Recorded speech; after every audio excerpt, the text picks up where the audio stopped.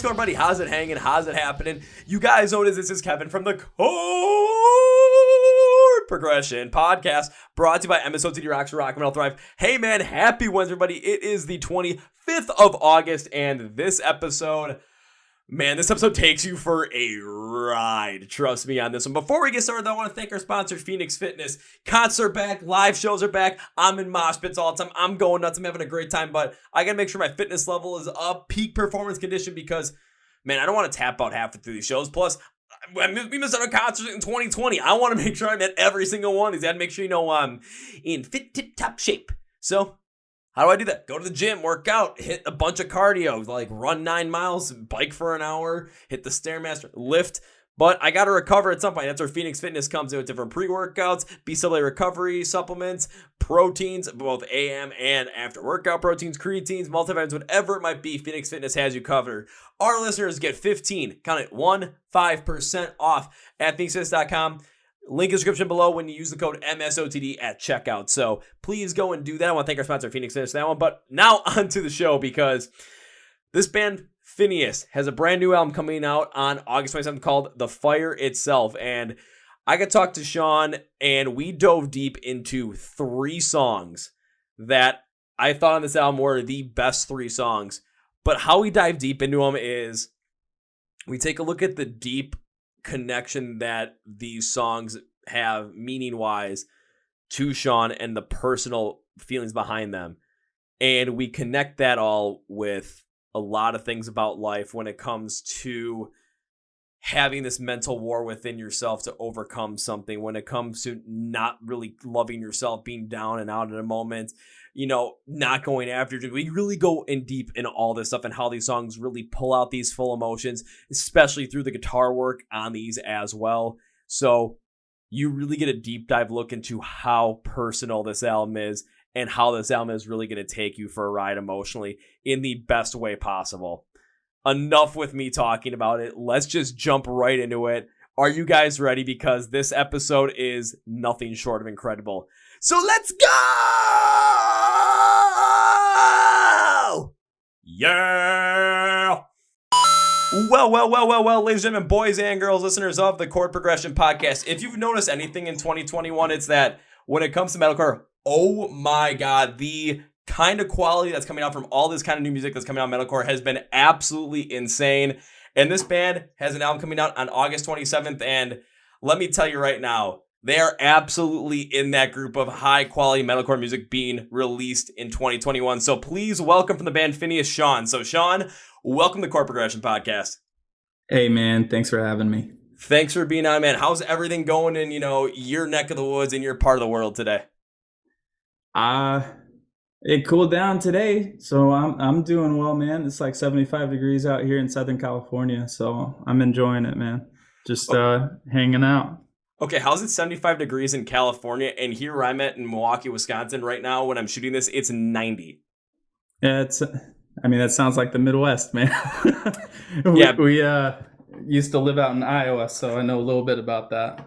Oh, so you're well aware of the fact that all of a sudden the summer's coming. It can get to be 90, 95 and humid, and then all of a sudden give it a couple of months. Next thing you know, you're dealing with sub-zero temperatures, cars starting in the morning. Dude, the Midwest has the most brutal winters out of any place that I've ever been. So 100%. I've had to deal with it all my life. I basically lived my whole entire life in Wisconsin, except for when I was in college and I lived in Minnesota. So I made it even worse than myself. Brutal.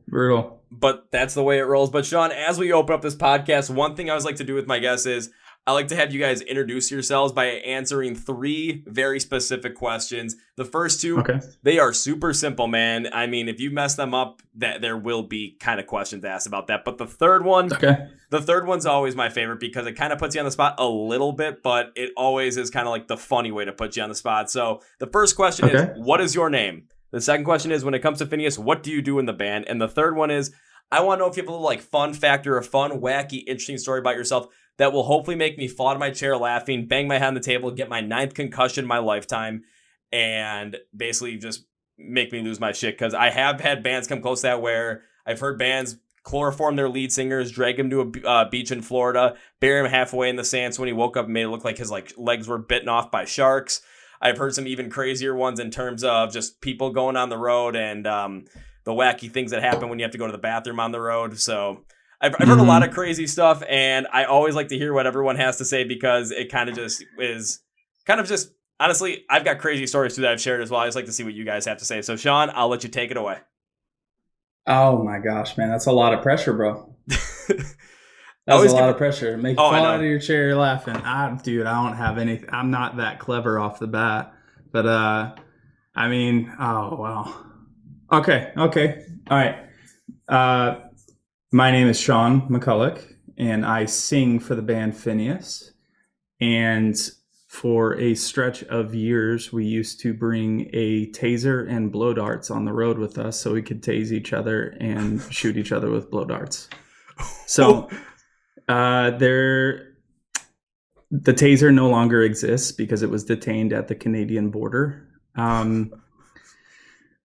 Our drummer at the time, Lee, is addicted to honesty. And so when we were crossing and he was sitting in the driver's seat, he's like visibly shaking. He's just a little nervous. And the officer asks if there are any weapons in the van. And him being super nervous and addicted to honesty was like, we have a taser. And he was like, just gave us a mean look and step out of the vehicle. And so we all got to go into the border crossing building.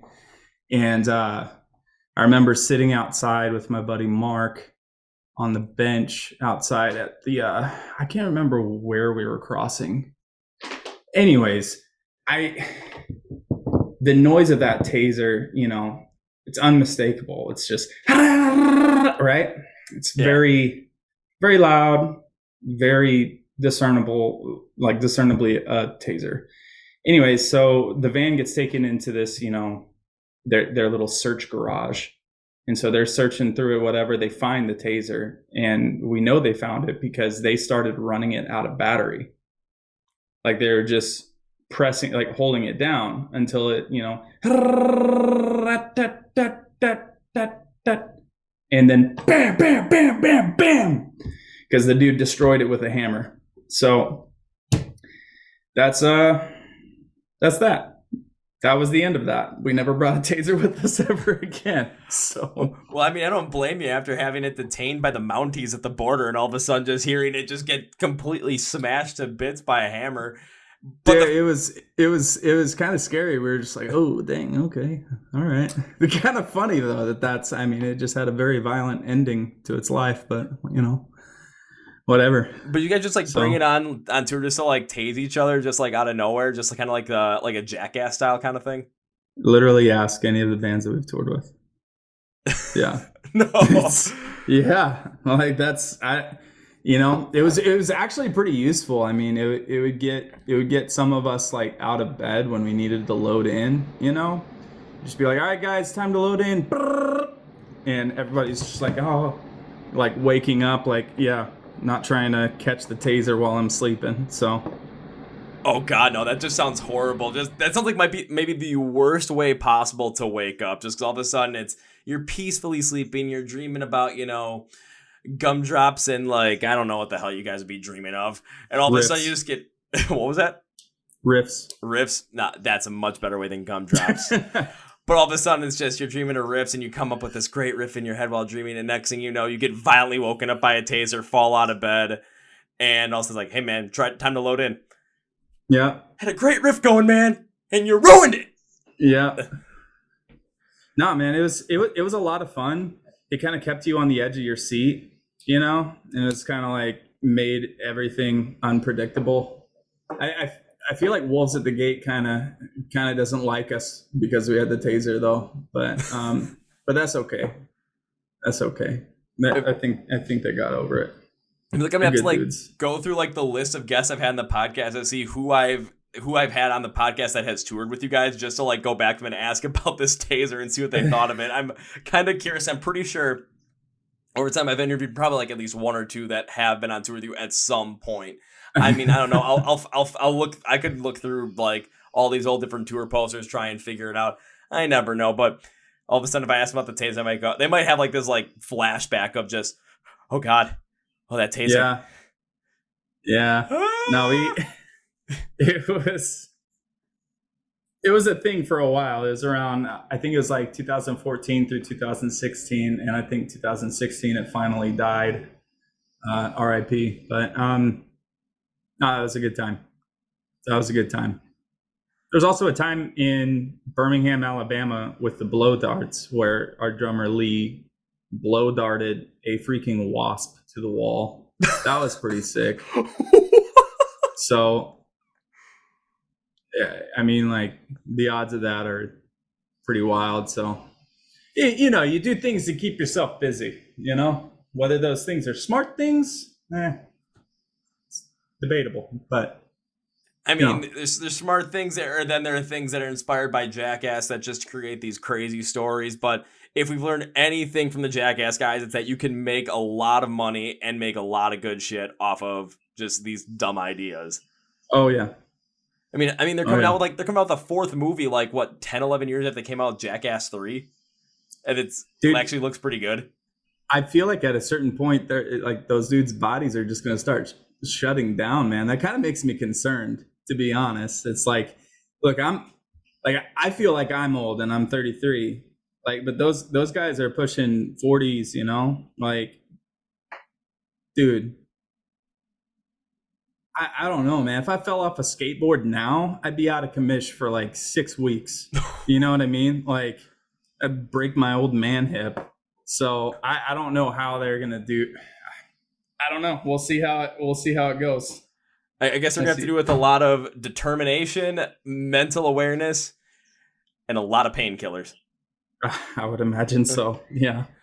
I mean, I would imagine so. But now that you guys don't have to worry about having the taser on tour anymore, having like full on blow darts where Lee can just basically shoot a wasp and tag him on the wall. I mean, did he keep that wasp like as like a little trophy? Like, hey guys, I did this. He didn't keep it. He definitely took a photo of it. It's somewhere. It exists, but yeah. Man, I'm going to want to see that photo. But outside of the crazy stories and whatnot, I know you guys have a brand new album called The Fire Itself coming out on August 27th. And like I said at the intro of this podcast, there's been a lot of great metalcore music that has come out in 2021. And you guys are pretty much falling right in line with you guys are coming out with some great metalcore music where I went through the whole entire album. And there were a couple of songs on this album where, I mean, I basically fell back in my chair listening to them, just getting completely lost in them, trying to figure out the meaning of the songs, and then also taking a look at some of these different ideas or different influences you might have put into your music just to see how they pulled out those full-on themes. And I gotta tell you, man, that like 3 of these songs just really took me for a ride, where I think I sat in this chair for 20 minutes with my hand like this for each song, just getting fully lost in it and kind of in a state of disbelief that this song actually exists. Oh, well, that's sick. And that's awesome, man. And I'll jump into the first one because looking at like when I looked through the little press release that I was sent before this, it said that the album was based on your internal thoughts while pressing into what it feels like to be a broken human being from your own perspective. So when I looked at that, I'm like, okay, let's take a look at these songs. And when I first tried to figure them out, like, let's take a look at that mindset to kind of relate it to what the song is trying to come out with, to kind of come up with like an ideal like meaning for the song, and then see how the instrumentals play off that and how the vocals play off that. And the first one that really struck a chord with me was the 4th song on the record, War You Know. Okay. So I got to ask, when it came to writing this song and really coming up with it, what was the overall thought process behind it? Because I just want to see what you meant by, like, what your kind of song meaning was, to see kind of also how close I got to it in terms of seeing where maybe we differed, maybe we were similar, and seeing how the emotion or the basically mental capacity for the song kind of compares. Okay, and you're talking lyrically, yeah? Right now, yeah. Okay. Well, I mean, to me, the song's lyrics, like every single song on this record is pretty personal to me, but I wanted to keep it. I don't know. I'm not that I'm trying to be vague with my lyrics or anything like that, but I want people to be clued into what it feels like and to be able to relate in that, you know, and have room for their own interpretation and room for their for them to put themselves in my shoes, or for, them to put themselves in their own shoes while, dealing with some of these things. But I mean, every single, this sounds so cliche, and I apologize for that, but everybody has their own war that they're dealing with on the inside. And, specifically for me, it's, there are moments in my life where I feel like everything is angled against me. And there are other moments where I feel like, the walls are caving in, or, I'll take one step forward and then take 2 steps backwards. And there's a crushing fear that comes with that. And there's a sense that life may not be turning out as, poetic and romantic as you had hoped when you were a teen, and it's coming to grips with that. And I think a lot of the album is coming to grips with that. And it's coming down to an intentional choice to fight every single day, and to take the moments that we do have and actually recognize them for what they are, that they're the present, they're here, they're right now. And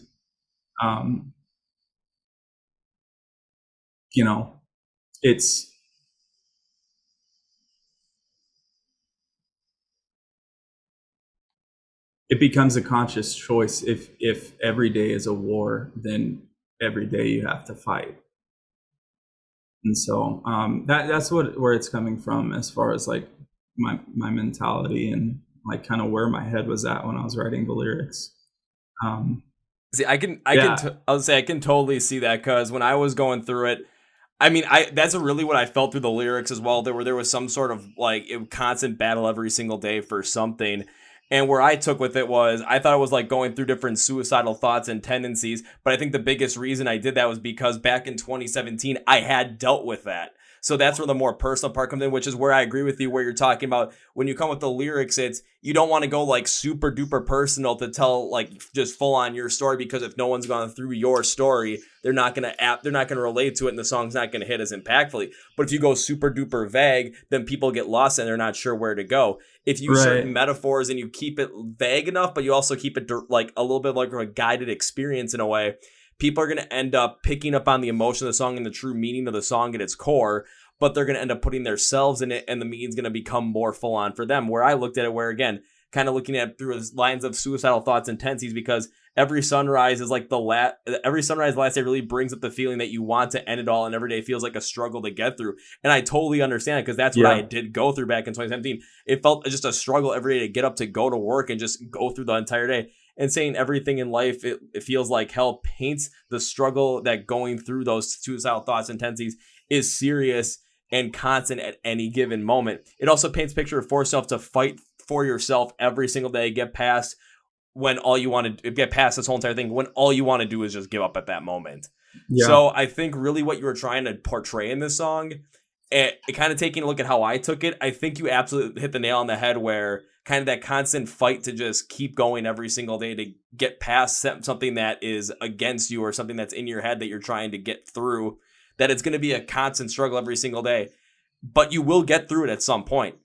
Yeah. We don't know when it's going to happen, but it's going to happen at some point, but you just got to keep fighting. You just got to keep fighting. You got to keep believing, and hope's going to be a powerful thing to get through that. So I think when it comes to lyrically, I think you hit the nail on the head.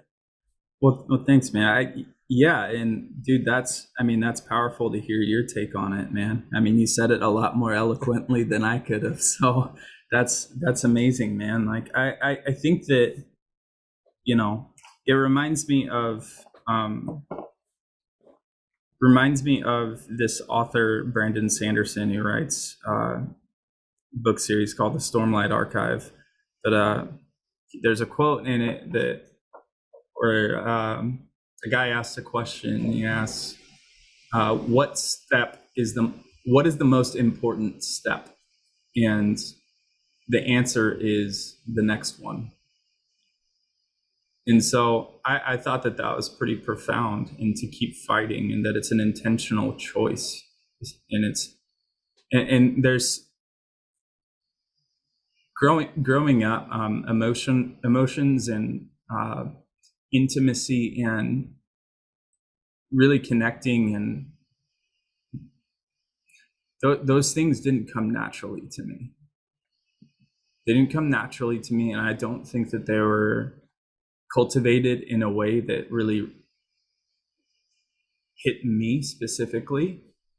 And that's not a knock to my, the people who facilitated my upbringing. They did the best they could, but just with me being a emotional dude in a somewhat not emotional home, or being more angled towards art while the rest are angled towards just anything but that. I didn't learn how to communicate, and I didn't learn how to express myself, and so all these things are like bottled up inside, right, for years and years, and it's kind of creating trouble for me down the road, where like there are some days where my own mind is my worst enemy, where like the war in my mind I'm waging against myself, and I have to constantly intentionally remind myself, that the next step is the most important. Just keep on moving, just keep on fighting, that type of thing. And so, yeah, I mean, and to be honest, like a lot of the songs are connected by that same thread, but specifically with that song, you have these wounds, you're bleeding, but both of those things, like they belong to the living, like the person who's living, right? And so by you bleeding, or by you having wounds, it means that you're still living, and so you can still take that next step. And yeah, I'm not trying to get like uber emotional off your first question, but Oh no, trust me, Sean, it's totally okay, because then we're seeing the power that these songs actually have when it comes to you writing them and really expressing what you want to express through them. And by hearing that, like, the most important step is the next step, I think that's really like when I went through this whole entire album, when it came to the themes that I really related to it heavily, especially when it comes to the war, because when it comes to me talking about those different suicidal tendencies and thoughts that I had previously, a lot of it stemmed from a couple of different areas. But one of them that it extended to was the relationship I had before I went through all that. And the problem that I have now, and I recognize this, is that anytime I try and get close someone, like get close to a woman or anything like that, I tend to pull back because I remember what I had gone through, and I stay closed off because I don't want to potentially put myself in that situation again. I don't want to get hurt again, because I know how close I actually came to not being here at this moment. I know how close I actually came. I tried 4 times. So when it comes down to it, it's really hard to just try and like open up to somebody in a certain way like that. But it is important that the most important step is the next step, and understanding that, but I can't always, if I keep doing what I'm doing in terms of just closing off at any given moment, I'm not going to get any further. It's just, I'm going to have to take that next step at some point. And if I keep pulling back from taking that next step, it's going to be too late for me to take that next step. Well, and it creates like a routine and a habitual like closing off, where your first instinct, at first it was like, oh well, I want to connect with this person, like I want to, I'm going to say something brave because that's what I feel like saying. Now it's like that, like for me anyways, it got to a point to where like that wasn't even a thought. Like I didn't have those like spontaneous me thoughts because I was so closed off, and there's another song that kind of talks about it, where like I wanted to be somebody else, and by trying to be somebody else, I actually severed the best part of me, and so anyways, that's alluding to a different song, but like vulnerability and intimacy, man. It's a scary thing, you know. It's a scary thing. Like, it's so crazy. We have social media, we have podcasts, we have you know, people are within reach with just like a click of a button. It's in all the means of connection is there, and yet, like, I feel like as people, we're growing farther apart, you know, and it's becoming harder for us to actually open up and be ourselves. And so it's just crazy. I don't know, like, and I think that the pandemic like exacerbated that and turned that into, I mean, everybody on earth, right? During the lockdowns and stuff, everybody got a good long look in the mirror and got to see ourselves for who we are and who we are at home, and whether or not we're actually like happy with how we are, right? And so it's, I don't know. I'm just kind of like saying whatever right now, but like it's a lot of heavy stuff going on right now, you know? A lot of heavy stuff. Absolutely. And then even jumping into more of the instrumental construction of War, you know, right at the beginning with the guitar riff that starts out and just the style that it was in, it kind of reminded me of like a very similar guitar style to two songs that every time I listen to them, they hit me impactfully like that. And it's Wasted Age by We Came as Romans, and my favorite song from last year, which is Above My Head by Polaris. It's just the way the guitar tone was. It kind of like this, like, to the untrained ear of my guitar knowledge, it had like this, like, feel like a Napoleonic-esque guitar style, but the way that it pulls it out, it just puts that emotion out there so much more in the forefront of just you fighting for yourself. Because going to Above My Head by Polaris, basically everything I went through in 2017 on, like, that song describes it every step of the way. And this song, it kind of made me relate to the most intense part of that time period. And because that guitar tone just basically connects me to it, by hearing that on there, not only in the intro, but then you get to the second half of the pre-chorus and then fully in the chorus where this returns. Oh my God. It just, this was the reason why I sat for 20 minutes with my hand like this, listening to this song, because I was so entrenched in just everything about it. Because of that guitar tone, it fits so perfectly in there. It was like I was lost in myself, but I was lost for the best part in myself, because I realized what had happened, but also continue to realize that that's no longer the case anymore, and how far I've come since then. Dude, that's powerful, man. Dang, that's sick. And it's literally all based off that guitar tone. It is an incredible move just to put just something that, it seems that simple to put in there, but just that tone creates such this powerful message, and there's so much, like, just this incredible style that it relates so well to the theme, and it just hits you in the mind impactfully. It hits you square in the chest. Honestly, it feels like you kind of get like punched in the chest with like this realization moment. I don't know. I'm at a loss for words even trying to describe it. Dude, that's heavy. Dude, can I tell you something funny about that? That the band Polaris, and they get their albums mixed by the same guys who mixed The Fire itself. So there's your guitar tone, man. No way. Yeah. Okay, then whoever mixed your album, I'm gonna have to give him a full on applause, 2 thumbs up, man. Whatever other thing, like the waving hands. That just, if you don't have one applause, whatever it is. I mean, my God, it was so perfectly done with it. Because especially, like, I'll even bring up the chorus specifically, because that guitar style, it returns in a little bit of like a lighter style, but the backing is a little bit more consistent with the faster pace being so at the forefront. But the overall lighter style with the outro rapid drum fill just works perfectly on this song, because we get the feeling like we have to realize we need to beat this or we will perish to it. So it's constantly realizing that we have to keep fighting this war within us, otherwise we're gonna lose. And it's not going to be good. It's that full-on realization moment that you have. It is, like, I keep saying, it's powerful. Sense of urgency. Yeah, it creates that sense of urgency to that realization one where you can still do this. But if you're going to make the change, you have to make the change now. Dang, dude. That's heavy, man. I walking into this, I didn't know what to expect, just because I typically don't know what to expect with conversations on our stuff, but it makes me really happy that you dove so deep into these songs, man. That's really cool. I'll say, do you want That's to jump really to sick. you want to jump to another one? Because I've got a couple others I could talk about like that.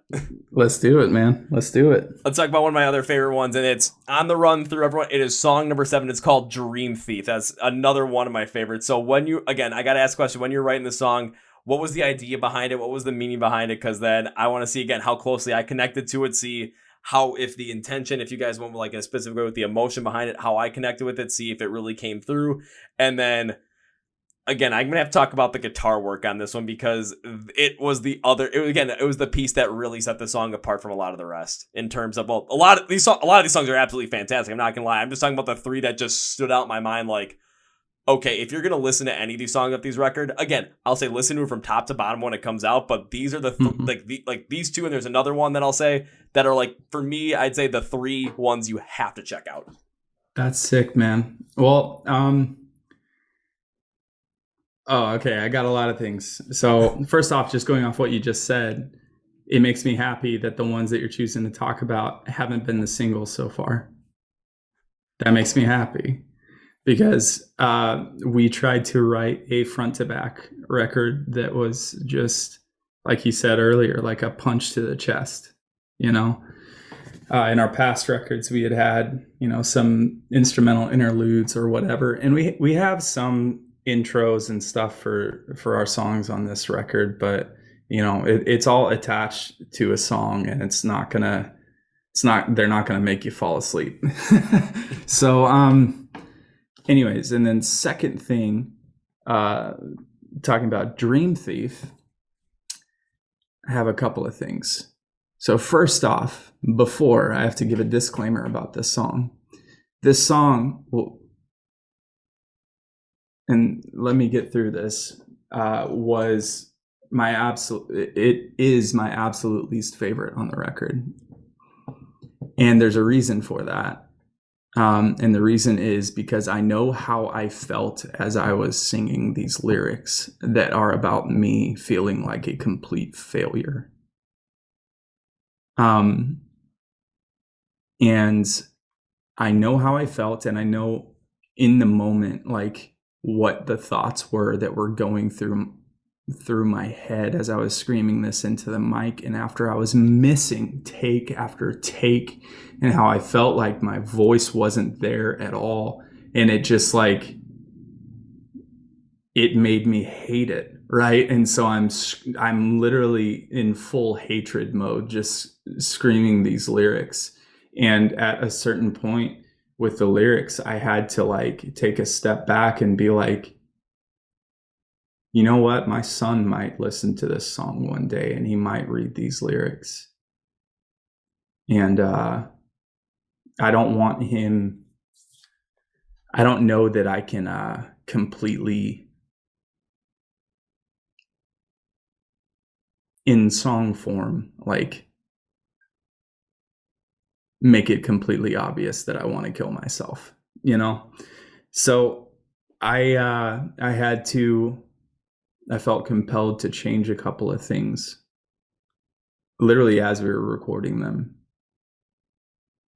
And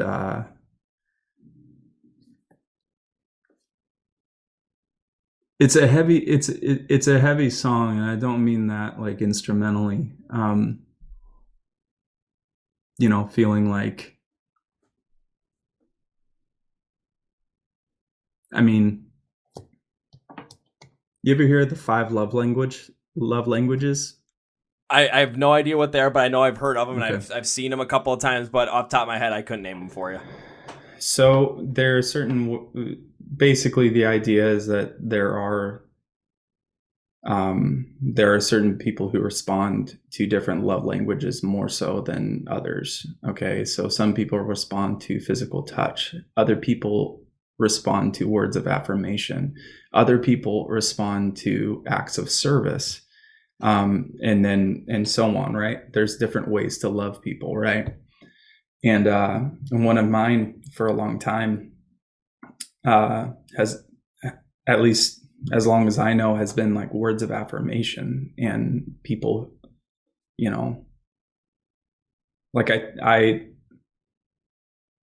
it means a lot to me when people compliment me, but I also don't understand and don't feel good enough about myself to actually accept that. Does that make sense?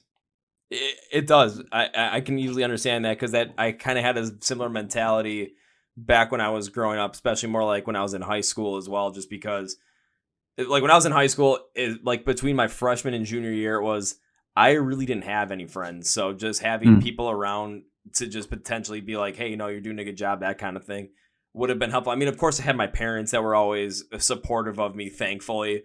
But when it came to just more friends and just like some people outside my family, I never really got that.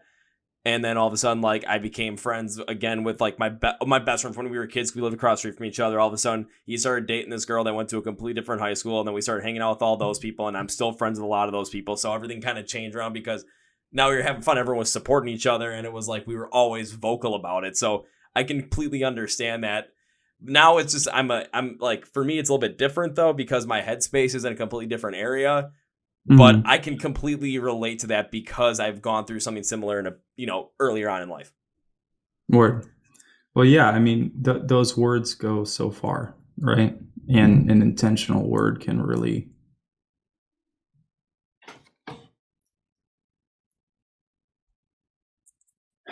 give you fuel for days sometimes, you know.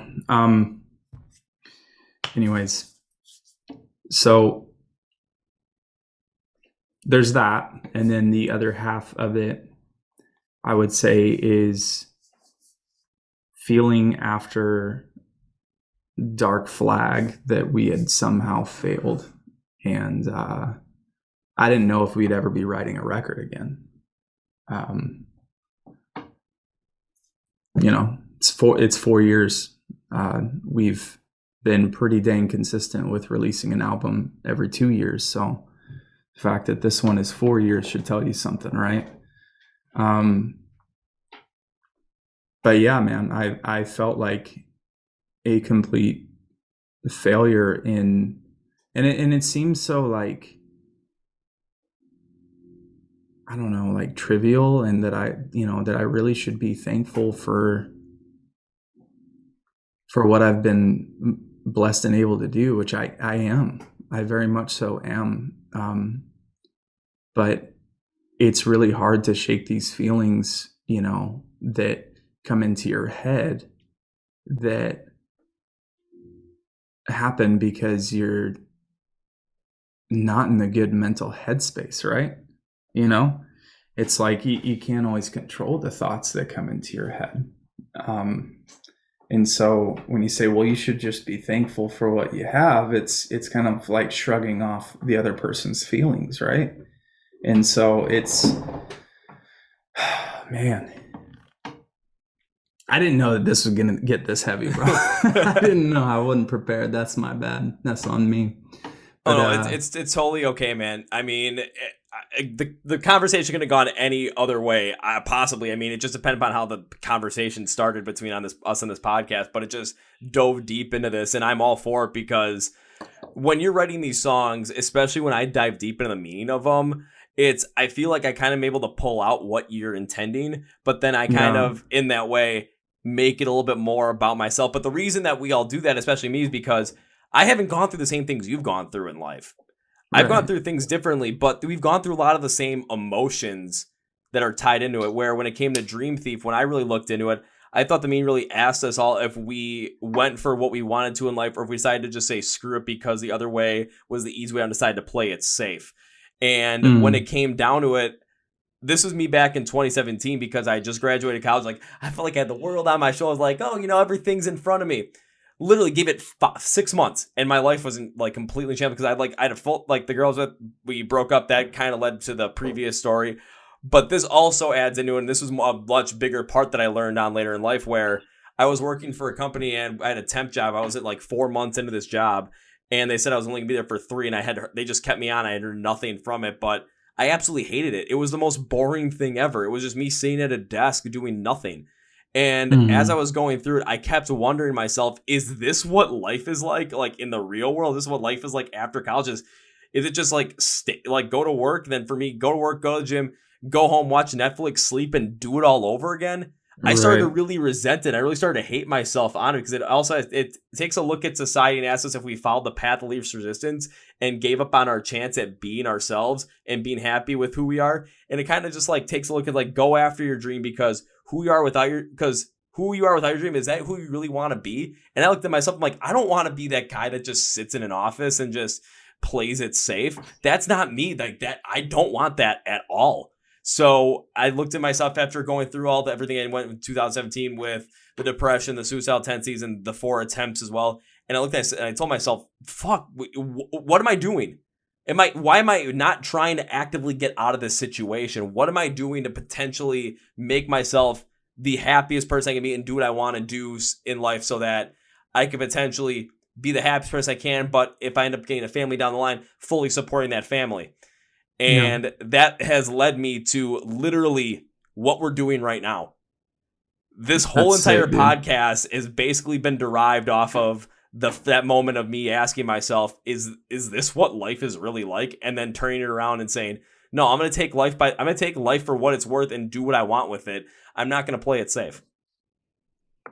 Dude, that's awesome, man. That's a much more positive take than what I had initially intended for the song, if I'm being honest. So, yo, man, that's sick. That makes me happy, man, because I thought like this song was going to, like, people are gonna read the lyrics to it and they're just gonna be like, oh my God, dude, this dude's a mess. Like, because like when I'm asking like, who are you when your dream is dead, it's because I thought mine was, That's really powerful stuff, especially when it came to you weren't sure if you're going to be able to record this record after the previous one. And it's like when you're asking that question, you're kind of asking the question of, did what I go for in life is it gone now? Do I have to basically go and play it safe in a way? And did it actually like, is it just a drop in the bucket, or is it, something more? And there's little like tidbits of hope throughout it, remember all the blood you've bled. There's a purpose for which you suffer. There's little tidbits of hope in there, but in recording it and in writing it, I know the mindset of my mind and I know what I meant. I'm glad that something else was taken from it, because otherwise it is just a miserable song. Like, I love the song instrumentally. That's one that I had a huge hand in writing, and like I've had the riff in my back pocket for years, since like 2018, I think. And so like getting to put that on paper, it's always exciting, but like it definitely, I don't know, like that's the crazy thing about music, right? Is that somebody's gonna take a meaning from it and they're going to almost like they're going to turn it into their own thing. And that's so freaking cool. I like your interpretation way the hell more than mine, man. So let's roll with that, bro. Well, let me add on to it a little bit more, and because something came into my head, and really thinking about the instrumentals as well and how it was constructed. Let me throw a bit more in there as well, because you were talking about when you were looking at the lyrics and you were screaming in the mic and really trying to put this out there while you're recording. You were thinking about what happens if your son listens to this and what's he gonna think of it. And really going through the song, especially thinking about kind of how my mindset worked with this, I think as your son gets older and as he starts to listen to stuff, he might realize that, at some point in time when he wasn't aware of it, like you might have been in this very dark place where you thought that your dream was dead, but then is also going to see what came out of it and really feel it from this song, and really could see that as a positive where, and there could be a point in time in life where he gets knocked down, where he feels like, potentially his dream is gone. But what do you do about it? And I think he'll end up taking a look at this song and taking a look at yourself and realize that if you have a dream and you're real and you want to go after it, it's worth fighting for. because then what happens? Then you come out with this brand new record in 2021, and listening to it, I mean, again, I'm just completely thrown back by a couple of these songs, just sitting there, just getting so fully immersed in them, and just completely blown away by them. And when it comes to the guitar riff on this one, because you get like in the intro of the song, you start with this lighter, slower, deeper guitar riff that really sets the scene for being more of this mystic headspace, which really fits in. But then you go with this full rap and metalcore, the guitar riff that has me thinking like, this kind of sounds like Dragon Force in some ways, just how fast rap and a little bit higher pitch it is. I love the change up from the intro on this one, because you're bringing this message of reflection onto your life to the forefront, and the more choppy transition out of it is absolutely incredible to really bring that to the forefront. Just the way the guitar tone was put for that, it really brings forward that more reflective motion, but in a much faster pace. So it kind of has a more of a fever pitch to it at the exact same point as well. It was something that, because right when I heard it, that was the first thing that drew me to the song. I'm like, oh, this intro is different. Holy shit, here comes the guitar. Oh. That was basically my reaction first time I heard it. I was like, oh, here we go. That's sick, man. That's really cool. Dude, okay, so there's something that I'm enjoying about this is that, like, when you're analyzing these songs, you're not speaking about it in like a musical vernacular, like, oh, this was good, or this was, could have been blah, blah, blah. You're talking about how it made you feel, right? And I think that that's something so important, and that's something that I really like. So that's sick, man, because that's something that Dan and I, when we set out to write the record, that's something that we wanted to accomplish. We wanted something to like make people feel, like I've seen, what we've gotten this, over the years, like, oh, they sound just like this band, or they sound just like that band. And like, to be honest, man, I don't give a crap.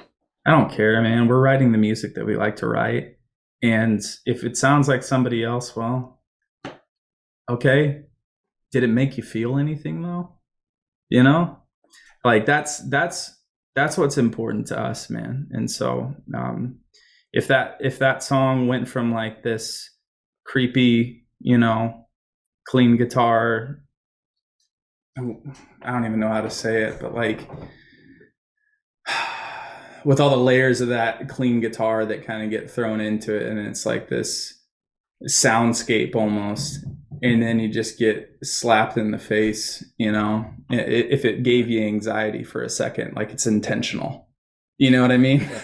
Like we full on want people to experience that, I mean, it totally did. It was literally like being asleep in your bed and being woken up, being shocked by a taser. It was literally like that, because if you think about it, especially kind of like if I'm going to use my mindset about it as well, when you're listening to that mystic headspace, it's kind of like you're basically like going through the motions, kind of like it feels like you might have taken that safe route in life, and then all of a sudden, when that full-on, fast-paced metalcore style rappiness comes in with the guitar, again, that reminds me of Dragon Force to really bring out the reflective moment. It feels like you just got slapped in the face. It's like, wake up, stupid! Why are you taking the safe way out? Like, why did you give up on your dream? And then especially, I'm gonna bring in the chorus on this specifically, because you get the conscious tone where the Dragon Force guitar tone comes back with more of this like faster hard rock sound in terms of the drumming. But I love this move. This chorus is so catchy coming out of this pre-chorus that you have on there as well. It's so full life, and then going back in the Dragon Force rappiness on the back end of it is an absolutely beautiful thing. It makes you sort of audit yourself in your life with more of a fever pitch, so it's not like you have really a lot of time to really sit into this and really look at it. It's like you have to take a look at your life. You have to take a look at what you're doing. You have to take a look at it now. You can't wait like 2 days or 2 years down the road, because life's gonna pass you by at this point. It's if you want to focus on your dream and you want to make sure that you go after what you want to go after, take a look and make that change now. Don't wait till then. Do it now. Dude, you're sick, man. Yeah. I like that. I like that a lot, man. That's great. I mean, I'm literally just like going deep in song, and I got to bring up one other song as well that I want to make sure that people take a listen to, and it is the 9th song of the album, Severed by Self-Betrayal. That was the other one that really, really made me just like, again, have that moment where while I was listening to it, have my hand in my head, just really just trying to sink into it because it took me on another ride. It was incredible, man. So I got to ask, what was the meaning behind this one? Because we're just rolling on this. I got to keep going. Yeah, man.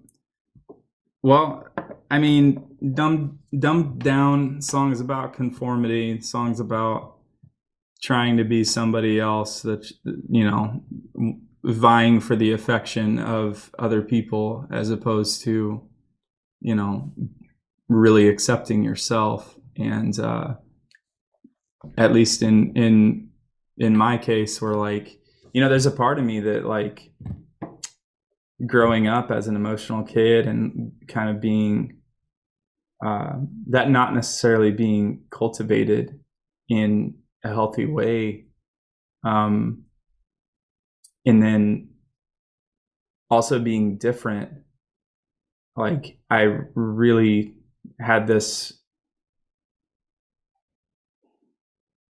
there's a part of me that really wants to be a people pleaser, you know, that really wants, like, I want people to like me, you know, which I think that's it's a basic, is for a lot of people, that's a basic human need, right? Like, if maybe not for everybody, maybe they're, you know, maybe everybody's just super headstrong and assertive and whatnot, and kudos to them if they are, but that's not me.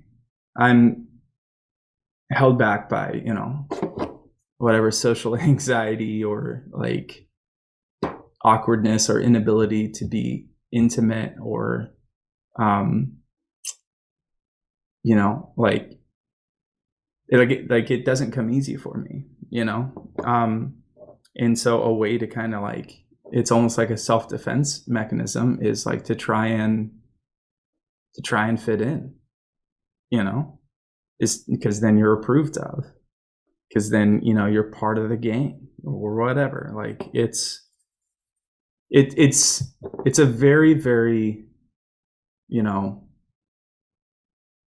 plenty of bands have written a song about it, and, like, but I had my own thing to say, you know, that in doing that, in trying to become somebody that I'm not, and denying myself that, I cut away the best part of me. You know, that part gets stuffed down further and further to where it becomes harder and harder to be yourself. And so, yeah, that's my description of what it is, but I'm sure you have something a lot better to say, so go for it, bro. Honestly, I think this one is the one where it might be the closest in connection on, but there's a very specific reason for it, because I thought this was kind of a continuation of Dream Thief in terms of the overall theme, where we have to take a look in the mirror and see who the person we are now is. Basically, is that the person we want to be? And do we realize that we gave up on certain things that we wanted to do that were really personal to us, that we really felt connected to, because we wanted to fit in, because we wanted to be accepted by other people, and because it was the path of least resistance? And was it the thing that hurt us the most in the end? Kind of taking a look, you know, it's on us. And the reason why I think I'm a little bit more connected with you on that one, and why a lot of other, like, metalcore bands and metal bands, whatever, musicians have written songs about this topic, is because we've all gone through something like this. A lot of metal bands have gone through something, or metalcore bands, whoever it might be, have gone through things where, you know, back when they might be in, like, middle school, high school, where they weren't necessarily the kids that people really cared about. So they had the struggle of, do I continue with what I want to do and be called weird or be labeled as a freak or anything like that, because I'm getting, you know, potentially bullied for it, and then take the path of least resistance so I don't have to have that happen, but then lose who I am? Or do I keep pressing on because, you know, as life goes on, greater things might happen? I felt the same way when I was going, literally when I was going to fourth grade, I transferred schools, and I felt like I had to listen to a completely different kind of music than I'd like to listen to, because that's what everyone else was listening to. And I just wanted friends at that point. So I just wanted to fit in. Same thing when I went to high school. Same thing when I went off to college as well. It was, there were times where all of a sudden, even when I was in college, it was, you know, we're having a party. All of a sudden, you know, if someone puts on the aux cord, I was banned from even touching the aux cord, because everyone's playing all this different, like, hip hop and rap or whatever was popular at the time. They didn't want me turning on Hollywood Undead or Rise Against. They didn't want any of that. I'm just like, so I kind of, like, had to basically put myself in the background just to not kind of feel like an outcast. And as time has gone on, I realized like, yeah, that was not the best idea. So when I listen to this song now, it's more of a song of self-reflection on what those times were when I always wanted to be the people pleaser, always wanted to be the person that was accepted by everybody, be the one to help everybody. But I never really took a look at, am I helping myself at that moment? And when I realized that I have to, the most important person for me to make happy is myself.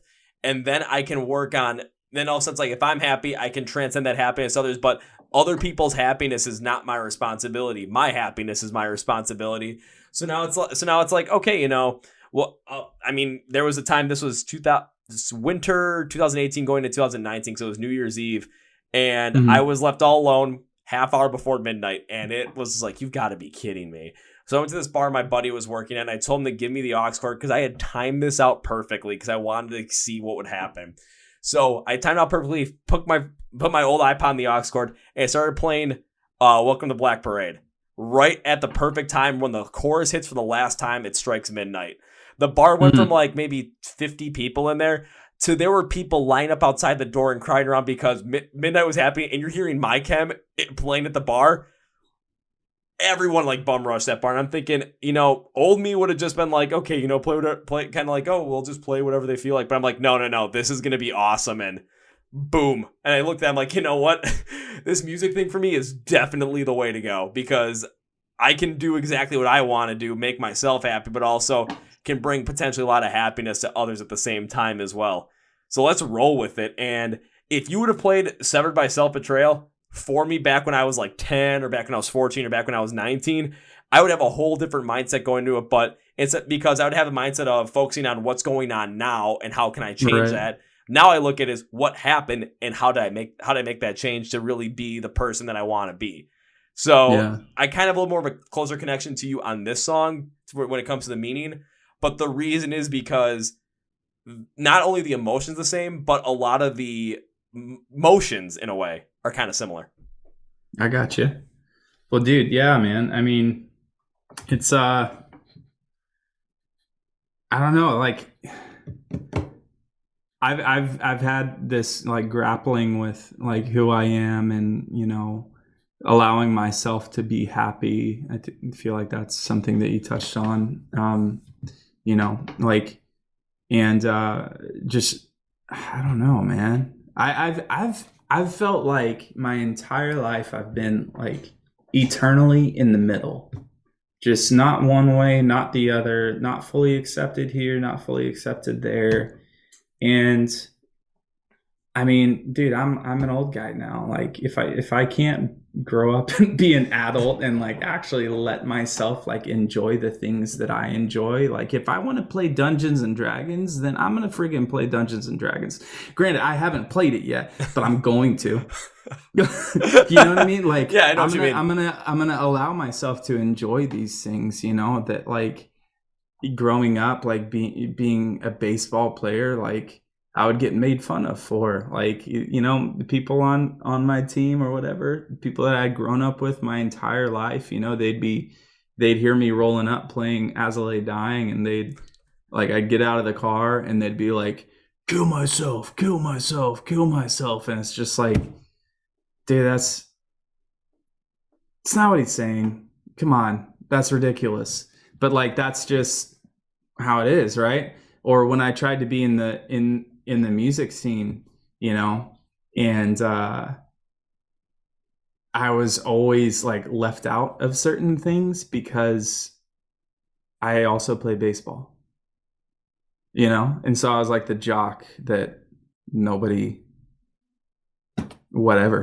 And it's just, there's things with church, right? Like, look, man, like, I'm struggling with my faith. I know I love Jesus. I'm struggling with it though, and there are a lot of churches who wouldn't be okay with that, right? They wouldn't be okay with the fact that I vape or the fact that I drink, like, even though I'm a 33-year-old adult, right? And it's just like that people pleasing part of me wants to like, put on a suit for him or whatever. But, that's like, I am who I am. And like, I'm not saying I'm perfect or that I'm good the way that I am, but I'm not going to be made to feel guilty about who I am anymore. And, uh, so there's that. Or within the metal scene, like, and this isn't anybody except for myself putting this feeling on me, but like feeling like we don't fit in because we are a Christian band, or we have a Christian message, or we have faith, right? Or going and we're also that Christian band that, yeah, we're all of age. We like to enjoy alcohol. We like to, we vape because we used to smoke cigarettes. Like, like we're real dudes. Like we have things that we struggle with, and so from the Christian community, there's weirdness, and so it's like my entire life I've felt like I'm in a state of in between, right? And Garrett from Silent Planet has a special word for it that makes an appearance in a couple of his songs. The word is metaxis. It's the state of being in between. That dude's brilliant, but like, that's where I'm at. And I'm so sick at this point in my life of feeling that way and feeling like, well, I can't go left, I can't go right, I don't want to sit here in the middle, whatever. But you know what, if just screw it, man. Like I'm not gonna try and, I mean, even with this record, look, we're not trying to break any ground or do anything wildly different. Like, we want to write what we want to write, we want to make people feel, and we want to make people connect, right? We want people to have conversations like the conversation that we're having, that's where our mindset's at. And I'm like, man, there's like so many areas in my life that I could apply that, where I want to do what I want to do. Like, am I going to be loving towards people? Yes, I am. But I'm also not going to be a doormat, So. Yeah. And I think that might be like the biggest thing to take off from this album is just that when, like, going through the whole entire thing, it's clear that, to me at least, the songs are incredibly dynamic to where there's differences in every single song. So you guys wrote these songs the way you wanted to write them. You weren't trying to please, like, okay, I want to please, the metalcore elites. No, you don't want to do any of that. You're just focused on what you want to, and then you're writing exactly what you want to write. You're putting out this style that you want to put out there, especially in the lyrics. You're showing everyone kind of your vulnerability. You're showing everyone what you're scared, but also showing everyone who you are on the inside as well. And that basically that you got this fire inside you, and it's gonna end up bursting out of nowhere to the point where you're gonna end up just becoming exactly who you want to be and showing that every step of the way. And even if you are in the middle when it comes to like the metal scene, where it's like, oh, you're not as doom and gloomer as some of these other, but also having that Christian message as well. It's like when it comes to Christianity, it's just, oh, are you questioning your faith? Oh my God. Well, here's honestly what we should all care about is the fact that when you go up on stage and when you're performing and when you're playing music and when you're recording, is that you're making the music that you want to do. And when it comes to the message behind it, it's, I don't care for me, it's, I don't care if whatever belief system you have, because I love punk rock as well. And a lot of the punk bands have different political views than I do. But what I loved about them is that they make the music they want to make, and they're so passionate about it, and that their lyrics really create that. And then everything comes together to make one hell of a song where maybe I learned something about myself or learned something about something else. I don't know about that. When it comes to you guys, it's the same thing where you're being completely honest with yourself, and they can create some absolutely incredible songs. So let's be more open to the fact that everyone has this different idea on life and how they want to live it. So let's be open to that and accept it. We have to be doormats and make sure we make everybody happy around us. But let's be open to the fact that, every metal band, every metalcore band, every band, every artist is going to make music they want to make. Let's listen to it. Let's really feel what the artist felt, and let's take it from there. Because you could, if you just kind of have this preconceived notion, you're going to miss out on so much great music. And you're going to miss out on potentially so many of these realization moments that you could have had about yourself because you just kind of nah. Don't push the music away. Like, listening to this record, again, those 3 songs, I sat here like, you gotta be freaking kidding me. This is awesome. So when it comes down to the brand new record, again, for everyone listening, because I don't want to mess this up, The Fire itself comes out on August 27th. You guys, I implore you to check out this whole entire album because, man, metalcore has had a lot of great quality this year in 2021. And Phinehas fits right in there with this great quality metalcore that they created absolutely from themselves, from the heart, and wouldn't have it any other way. Dude, you're awesome, man. Well, you're awesome. Well, Sean, because I know you got to get going.